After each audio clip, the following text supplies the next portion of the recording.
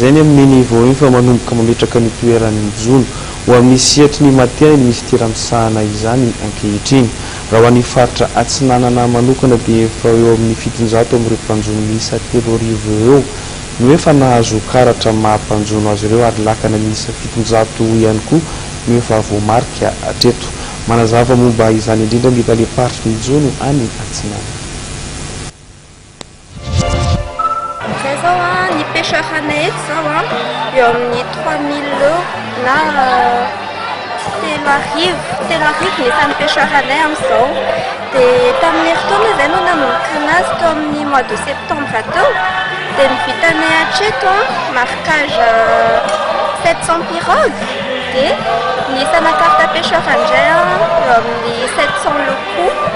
Fa zany mbola tsy atsasaka ilay izy akory fa amin'ity taona ity zany izay no anenjika an'izay tratranay indray.